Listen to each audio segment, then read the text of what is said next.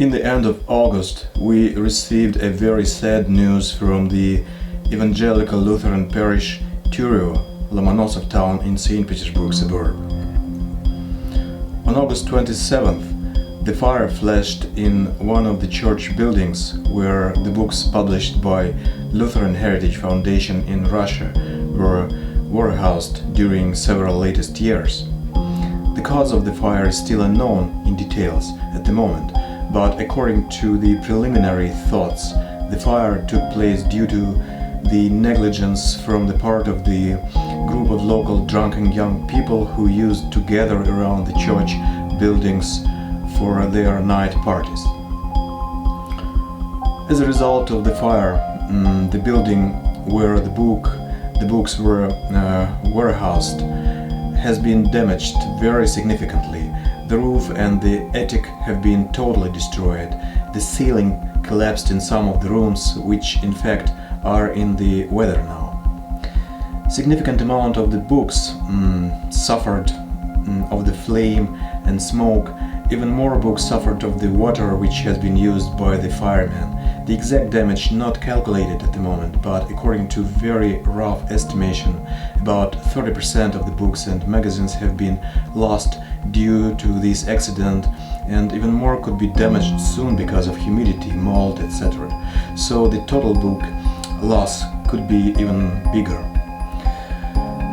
To save the rest of the books, it's necessary to repack them as soon as possible, as well as to protect them from the following possible danger, like the dust and humidity inside the building and rain or snow outside. The very substantial rebuilding of the warehouse is necessary, or at least moving all the books and keeping them in different place. The missionary department of the Church of Ingria and Pastor Leif Camp and some volunteers from the parish and Culture Seminary are already doing their best, and we are very thankful to all of them for their diligent work. This is what Pastor Leif Camp said about the situation. The good thing is many of the books were also packed in plastic, so even though the boxes got wet, the books inside are okay, but we need to repack. What we've done is buy a bunch of new boxes, because we have to take them out of the wet boxes before everything gets moldy. Because if it gets moldy, then the books will get even more ruined. But this is the big room where we kept a lot of books, and you can see the fire burned off the whole second story. And they poured a lot of water in here. They had to douse the fire 3 times. This is an old wooden building. It's actually the historic parsonage of the Turyo parish, St. John the Baptist. So what we're going to do anyway is put on a quick temporary roof to keep the rain from coming in. That's supposed to happen in the next week. And we've covered everything with this plastic, and we're repacking the books into dry boxes. But we're hoping that then, of course, there's going to be, we're going to file suit. We're going to file suit that we can keep the building. And I mean, either way, we're doing the temporary roof because that suit will take time anyway. And if we realize that we're not going to get to keep the building, we'll have time to find other places to move the books. And we already have some places in mind. But this has always been a very convenient place because it's about 45 minutes from the city. The other parishes that we might be able to store them at, the one parish that has a big warehouse that we can store it at in Gubanica, it's like 2 hours from the city, so it's not quite as convenient to get to. Warehouse consists of 3 rooms that we've been using to warehouse books. The next one's a little darker. This room actually mostly just suffered heat and smoke damage. So most of the books in here didn't get water damage. Some of them you can see there's smoke damage, and if you look at the, I can show you, look, you can see smoke damage and some heat damage. Some of the plastic melted on some of the books, if I can find some of that, but I can't. And this is the third little room that we're using. This also suffered a lot of smoke and water damage because they were afraid the fire would spread into here, so they doused everything with a lot of water. And you can see the plastic on the windows melted. You can see the smoke damage on the wallpaper. And so we need to repack these books too. These are the children's Bibles and the prayer books. And so that's the main thing we need to do. And you can see some of the damaged children's Bibles. They get all, they're wrinkly and wet. We're trying to dry out what we can. And that's kind of what we're waiting for the volunteers to do. Now, I am not an employee of the Lutheran Heritage Foundation. I don't work for them. I use their books. And as a volunteer missionary back in 1995, I discovered the Good News Journals, and I discovered the Lutheran Heritage books that they were just starting to do. And I found them a great tool in the evangelism I was doing.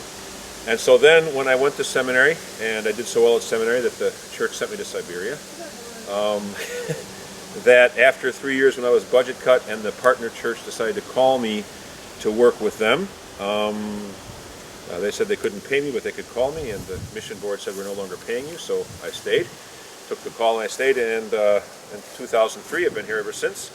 But the deal is that when it was possible for the Church of Ingrid to get some Lutheran Heritage books, they said, hey Leif, what do you want? I said, send what you can, and they sent us about, I would say, 40 tons of books.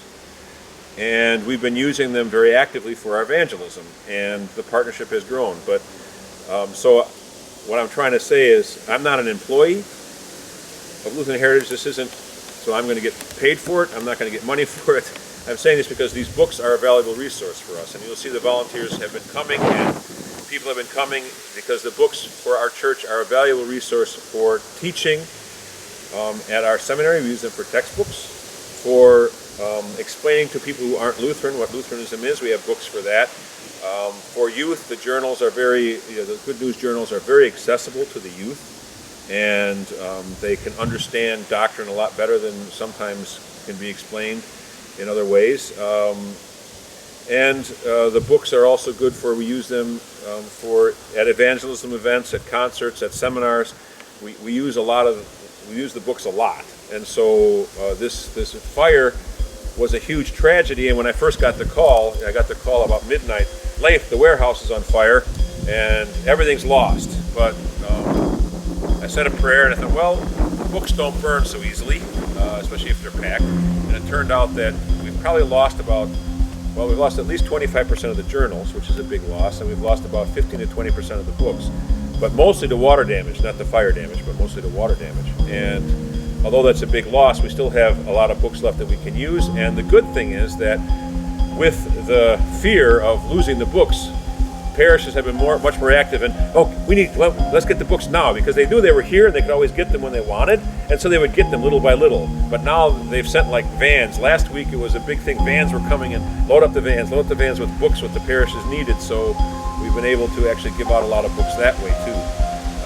It's kind of a big thing. And what we're hoping to do, and this is to pray for, you need to pray that we can keep this building, because what happened was the area youth, this is a kind of a village outside of St. Petersburg, it's kind of a suburb, they have nothing to do, and so they were sitting here on the weekend, during the last days of summer vacation, sitting around drinking and smoking, and they accidentally set the building on fire. Now we don't know who did it, the police are looking, but that's not the point. The point is, what we want to do, if we can restore this building, is actually part of the building to use as a youth center, so that the youth will have something to do besides set buildings on fire. I mean, we don't want that to happen again, and so if the government will let us keep the building, if we can restore it, there's a lot of ifs, but those are things to pray for.